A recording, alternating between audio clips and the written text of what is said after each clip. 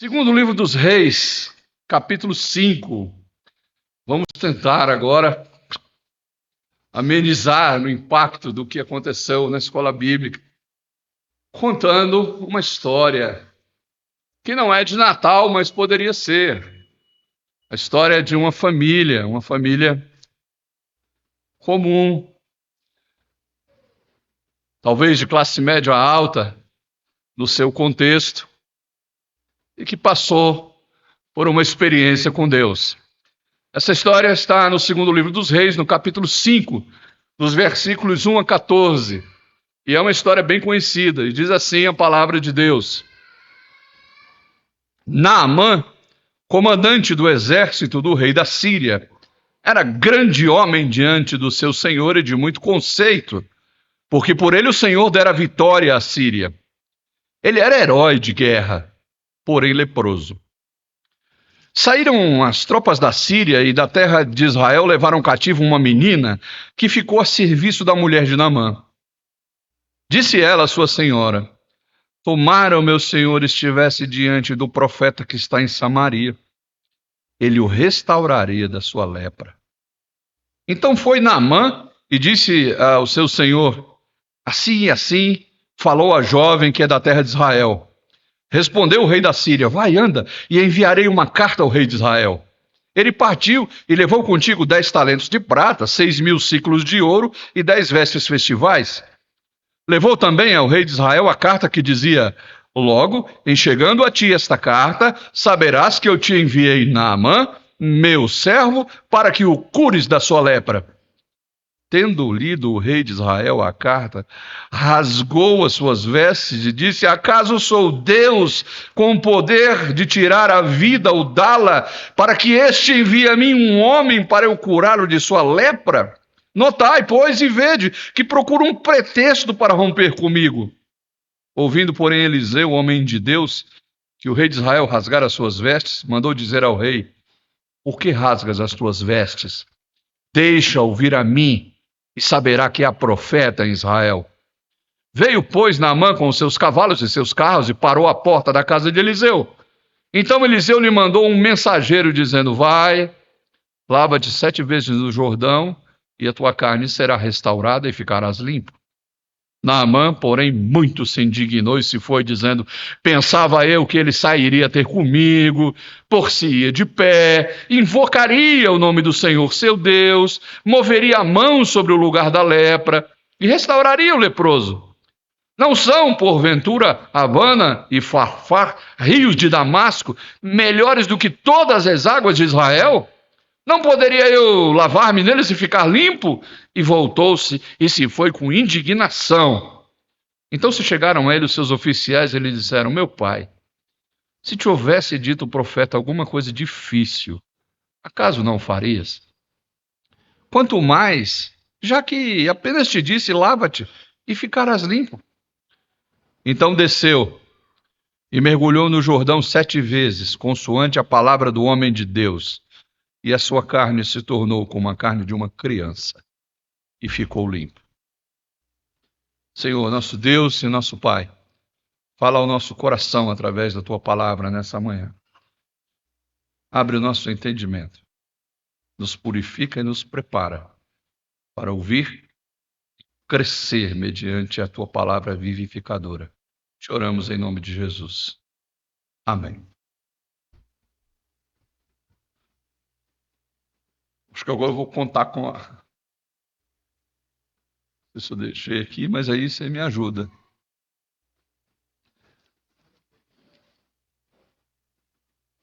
Pode? Deixei meio que aqui. Achei. Vamos lá.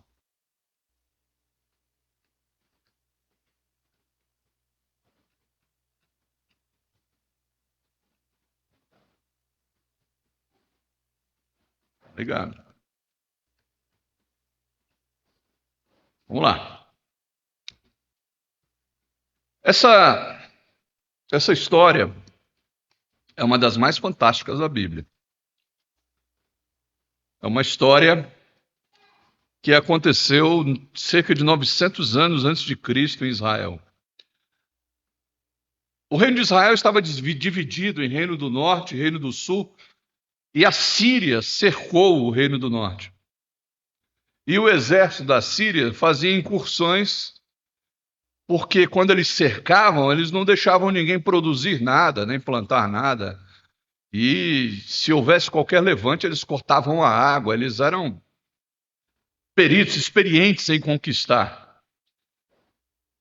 E Deus permitiu essa situação, porque o reino do norte, né, as 10 tribos, estava envolvido com toda sorte de idolatria.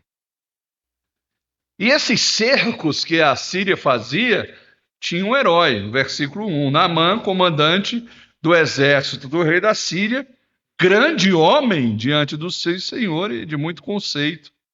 Era ele herói da guerra. Tinha um herói, a história tem um herói. E numa dessas incursões, uma menina, uma jovem, uma garota, estava por ali fora da casa e ela foi pega. E quando foi pega, foi levada. Naamã, herói de guerra, disse: essa aqui eu vou levar de presente para minha esposa. Ela dá uma força lá em casa como escrava. Ela vai aprender a cozinhar e lavar roupa e vai ajudar minha mulher. E levou a menina. A jovem se descuidou e foi capturada e se tornou escrava. Você vê isso no versículo 2. Mas mesmo cativa, mesmo escrava, essa menina trouxe um fio de esperança para um problema que estava acontecendo com aquela família. Apareceu uma lepra em Naamã. E isso era terrível. A lepra era um problema sério nesse tempo. Era uma doença grave e era uma doença incurável. Era uma infecção na pele, afetava a pele, os nervos periféricos. A pessoa tinha as vias aéreas comprometidas, começava a pegar no nariz e era uma coisa terrível. Mas o pior da lepra não era o aspecto físico da lepra. É que a pessoa perdia a dignidade, a pessoa ficava estigmatizada. Ela era obrigada a sair da cidade, morar do lado de fora do muro.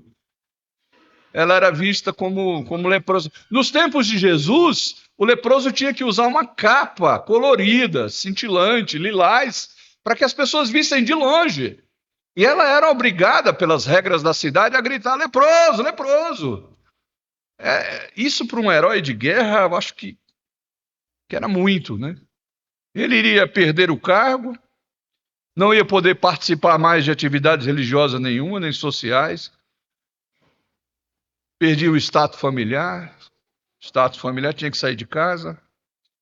Então, o portador de uma lepra, ele enfrentava consequências sociais e emocionais.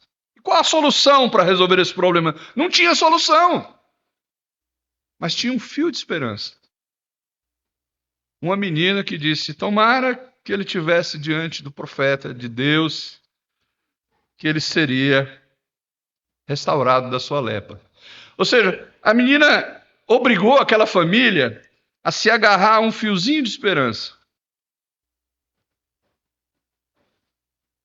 Naamã, então, começou a tomar, baseado nesse fio de esperança, algumas atitudes, algumas ações para resolver o problema. Contou o problema para o rei da Síria, o Ben-Hadad II. O rei Ben-Hadad acreditou que era possível. Pode ser que sim, que ele fosse curado, e enviou Naamã para outro personagem importante na história, que é o rei Jorão, que é o rei de Israel. Mandou uma carta oficial que pedia para Jorão curar ele da lepra ou levar ele até um outro personagem importante, outro herói também, que era Eliseu. Se vocês se lembram, Eliseu é o sucessor de Elias. É o homem que pediu para ter a porção dobrada do poder de Elias. Naamã partiu para Israel com um documento oficial e com um agrado, uma espécie de propina, 100 quilos de prata, 72 quilos de ouro, mais ou menos, e 10 roupas festivais, 10 túnicas finíssimas. E assim, essa atitude de Naamã e do rei causaram um problema internacional. O rei de Israel leu a carta e entrou em desespero. O rei de Israel entendeu que o Ben-Hadad II estava querendo era um pretexto para invadir Israel. Israel já estava cercada. Ninguém podia sair de casa. E agora é essa.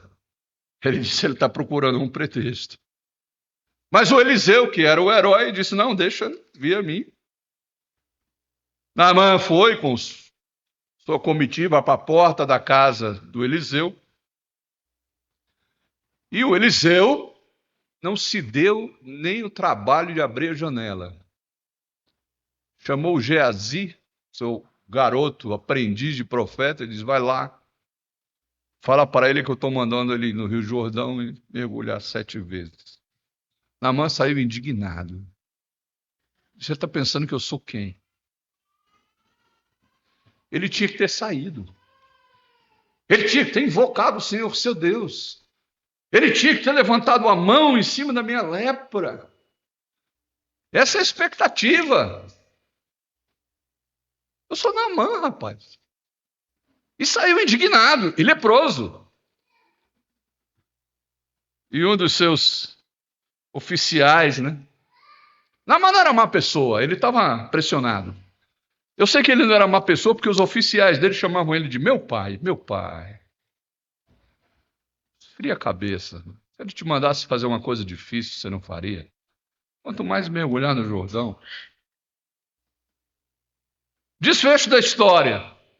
Um fio de esperança curou Naamã e transformou a vida de Naamã e converteu aquele gentio num prosélito, num adorador do Deus de Israel.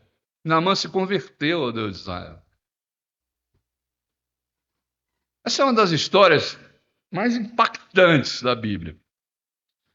E eu não sei se você percebeu que ela tem personagens muito fortes. Ela tem grandes personagens. Ela tem um herói de guerra. Ela tem o Ben-Hadad, um rei conquistador. Ela tem o Jorão, um rei de Israel, meio covarde, mas personagem importante. Tem o Eliseu, sucessor de Elias. E tem uns personagens periféricos, uns personagens menores. Tem o Geazi, que é o auxiliar de Eliseu. Se você continuar na história de Geazi, você vai ver que ele foi atrás para pedir o dinheiro para ele. Era corrupto. Tinha os oficiais de Naamã, que não aparecem muito, mas aparece ali meu pai e tal. E tem a menina do versículo 3. Essa talvez teve a menor participação de fala. Foi a que falou menos na história. E o menor protagonismo. Ela disse só, tomara o meu Senhor estivesse diante do profeta que está em Samaria e ele o restauraria da sua lepra. O título dessa mensagem podia ser a cura de Naamã. Inclusive eu coloquei ali, Naamã, que é o principal. Ou a gente podia fazer um negócio mais bacana, assim, um fio de esperança. É um título. Mas eu quis fazer a opção do título dessa mensagem de A Menina do versículo 3. Porque essa menina pode trazer lições para as nossas vidas. E eu separei 3 lições para as nossas vidas. Primeiro, vamos lá agora ver se... Aí. A menina do versículo 3 não abandonou o seu Deus, mesmo na escravidão. Num tempo em que as vitórias bélicas, as vitórias de guerra eram atribuídas aos deuses, ela poderia ter entendido o seguinte, não, se eu estou escrava aqui e o meu povo está cercado, o nosso Deus perdeu, então eu vou adorar os deuses daqui da Síria. Mas ela era à frente do seu tempo. Ela não abandonou o seu Deus, porque ela entendeu que o seu Deus não era Deus só em Israel. O seu Deus era Deus em toda a terra. A sua atitude mostra que ela tinha uma base de fé bem forte.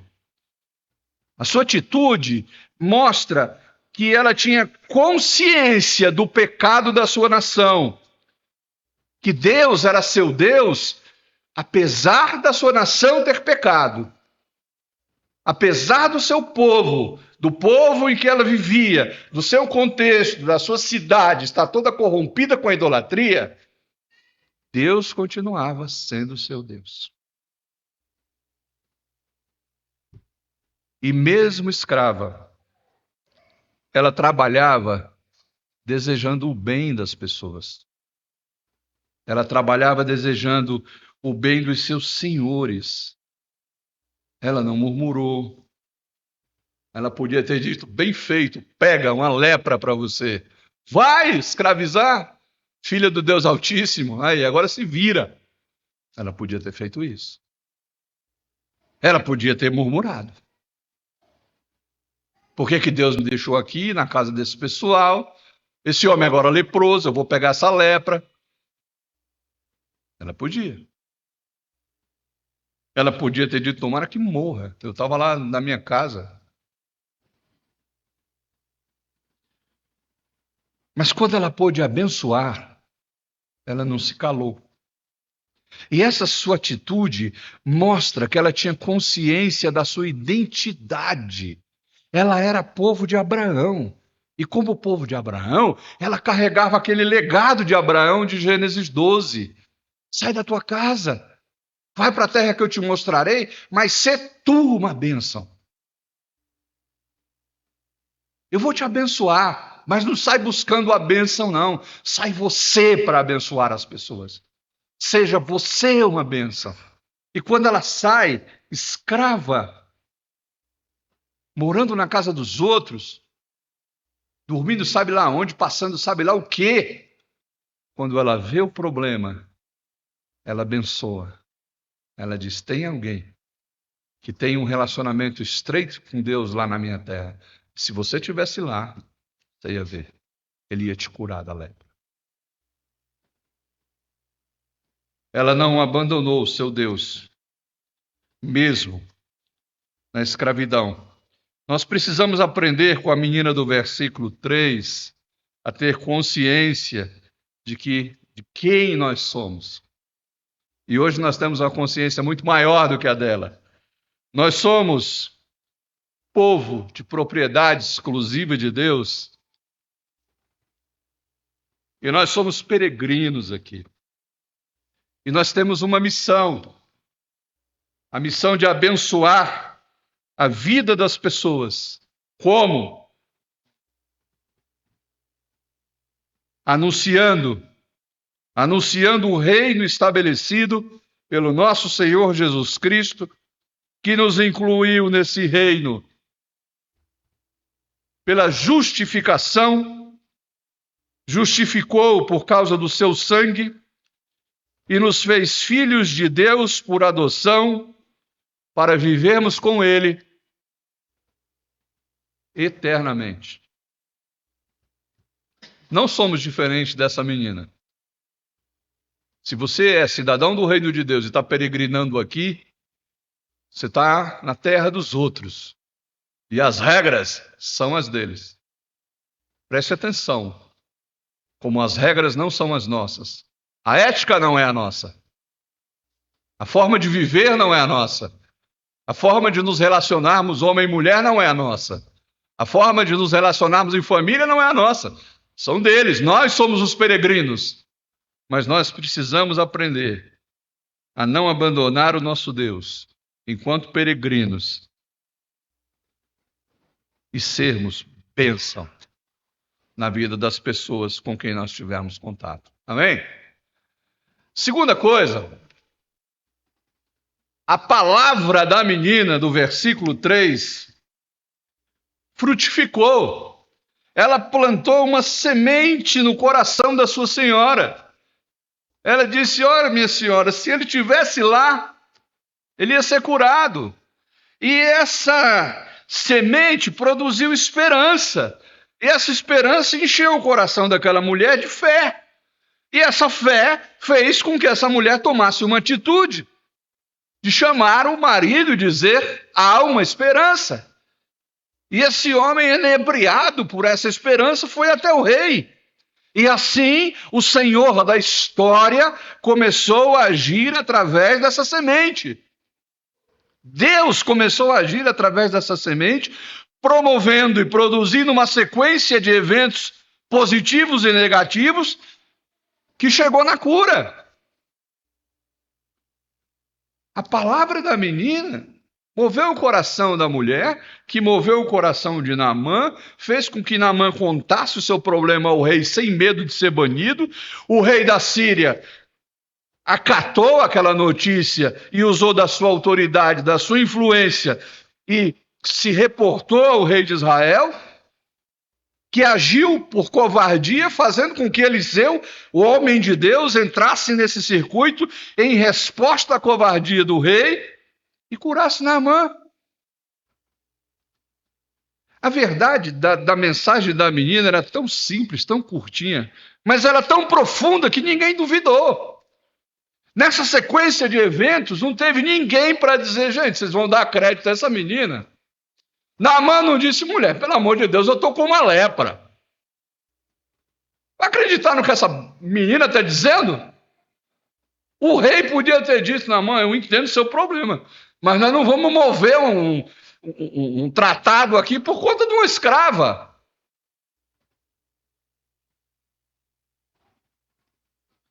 A verdade da sua mensagem era tão simples, mas era tão profunda, que ninguém duvidou. A esposa do Naamã creu na cura, Naamã procurou o rei, o Ben-Hadad usou de política diplomática, o Jorão disse que só Deus podia curar, é quem faz uma das declarações mais verdadeiras de todo o texto, sai da boca do maior covarde da história, que é dizer: eu não sou Deus para curar, só Deus pode curar. Eliseu sabia do poder vinha de Deus, que Deus tinha designado ele como profeta. Os oficiais, ninguém duvidou. Ninguém disse: Naamã, é verdade, esse rio, esse Jordão aí é barrento. O Abana e o Fafar não, é limpinho, você tem razão. Nós precisamos aprender com a menina do capítulo 3, a plantar sementes de fé no coração das pessoas que estão na nossa volta. Crendo na frutificação. Crendo que as palavras que nós vamos usar para abençoar as pessoas, essas palavras vão frutificar. E crer na autoridade de quem nos mandou semear. E ele nos mandou semear em todos os solos, no bom, no espinhoso, no rochoso, no fértil. Você não tinha entendido que o semeador da parábola é Jesus, e ele nos confiou esse ministério da reconciliação.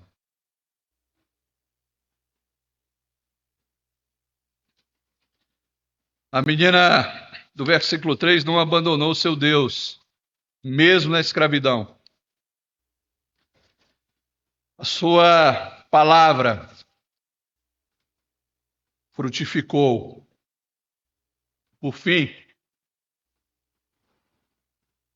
a mensagem da menina do versículo 3 chegou onde ela jamais sonhou.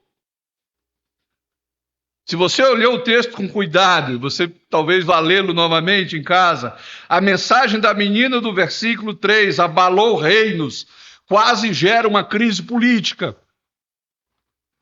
A mensagem da menina do versículo 3 culminou numa cura e numa conversão.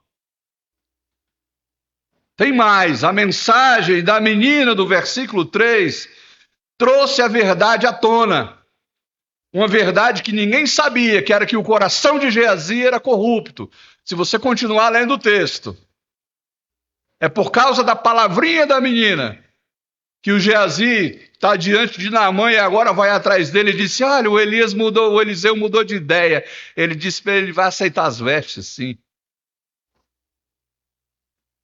A mensagem da menina, do versículo 3, revelou que Geazi ajudava Elias com falsidade, por outros interesses que não eram servir a Deus. Foi longe, não foi?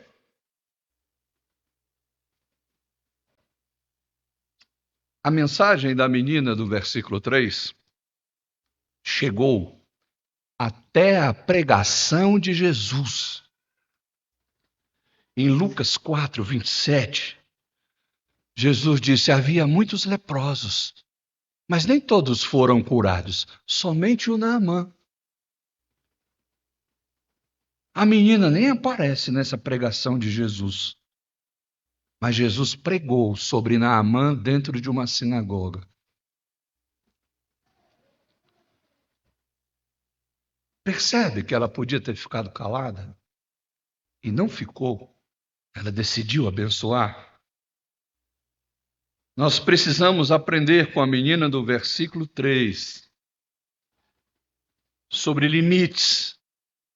Não há limites para a mensagem da palavra de Deus. Melhor, não há limites para o Deus da mensagem. Não há limites para a ação do Espírito Santo através da mensagem. Não há limites para o amor de Cristo que se manifesta na mensagem. E que a mensagem está mais intrinsecamente ligada à sua vivência do que à sua promulgação. Porque pregação sem vida é descrédito. A menina tinha vida. Por isso que ela teve credibilidade. Eu queria concluir dizendo para os irmãos: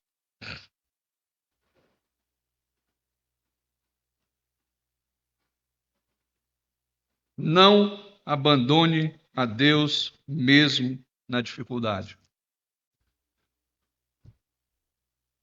Não tem evangelho só de vitória.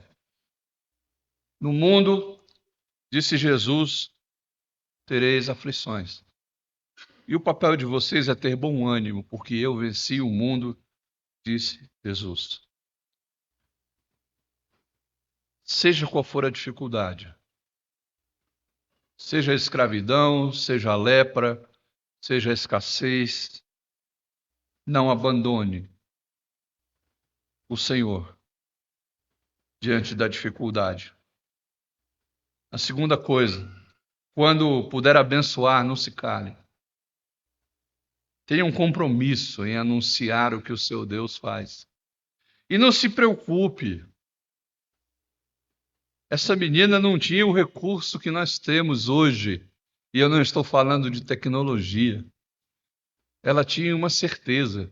Nós temos uma certeza. E Jesus disse, mesmo que você seja uma pessoa tímida e não tenha o hábito de falar de Jesus, não se preocupe, porque o Espírito Santo que será dado a vocês, que habitará em vós, ele falará por vocês. Faça esse compromisso de abençoar, de falar. Isso vai produzir fé nas pessoas. No momento em que elas estiverem precisando, elas vão procurar Jesus. Deseje o bem, mesmo que você esteja numa situação adversa. Deseje ser bênção na vida das pessoas. E a sua mensagem chegará aonde você jamais sonhou. Ela abalará pessoas, ela produzirá cura, ela trará verdades à tona.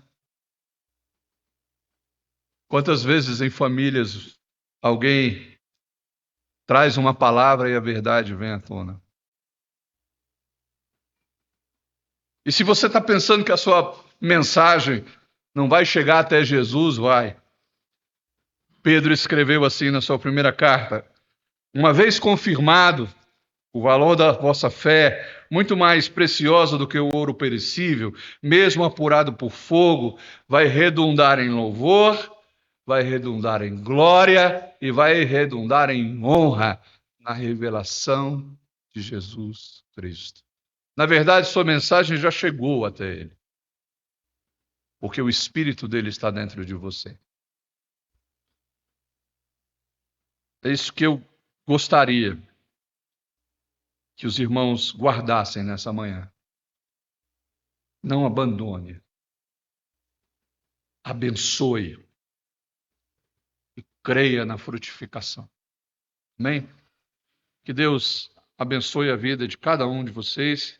E eu quero chamar aqui o pastor Henrique para orar por aqueles que querem, nessa manhã, dizer ao Senhor: Senhor, eu quero aprender com essa menina a falar na hora que for preciso, a falar palavras de bênção, a não murmurar, a entender os seus propósitos, a entender que se eu estou numa situação análoga a uma escravidão dessa menina, não é hora de eu chorar e nem perder a esperança, mas é hora de ser bênção, é hora de abençoar e é hora de ver a ação de Deus na palavra que Ele plantou no nosso coração. Amém? Que Deus abençoe a vida de vocês. Senhor Deus, nós te louvamos pela tua palavra, assim como nós aprendemos, Pai, que precisamos confiar no Senhor, depender do Senhor, que tu és o Deus soberano, tu és o Deus que tem sob as suas mãos o controle de todas as coisas, Deus. E nós somos chamados porque, por meio, Deus, certas coisas o Senhor faz a tua obra. Nós aprendemos que por meio da oração, o Senhor cura. Por meio da oração, o Senhor faz milagres, sim. Nós aprendemos por meio da tua palavra também que o Senhor deseja salvar aqueles que estão perdidos. E o Senhor usa meios para isso, usa o teu evangelho. Por meio do evangelho nós conhecemos o Senhor. Por meio do evangelho nós temos a nossa vida restaurada pelo Senhor.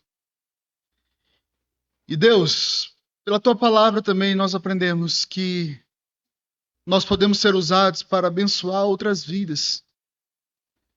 E a forma como o Senhor vai fazer isso é usando seus filhos para abençoar outras vidas, para abençoar uns aos outros, para crescermos em comunhão, para abençoar, Deus, uns aos outros, orando, intercedendo, para abençoar uns aos outros, pregando, anunciando o teu evangelho.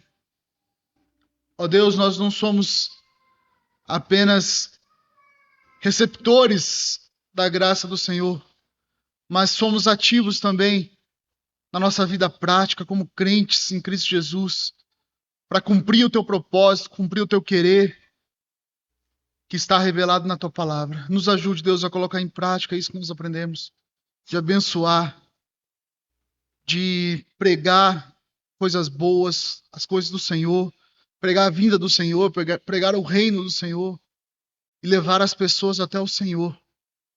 Tu és o Deus da cura, tu és o Deus do milagre, tu és o Deus da vida, Pai. Nos ajude a levar o evangelho aonde encontrarmos, Deus, o que encontrarmos. Possamos ser instrumentos do Senhor em nome de Jesus. Amém. Meus irmãos, vamos colocar de pé e louvar o Senhor?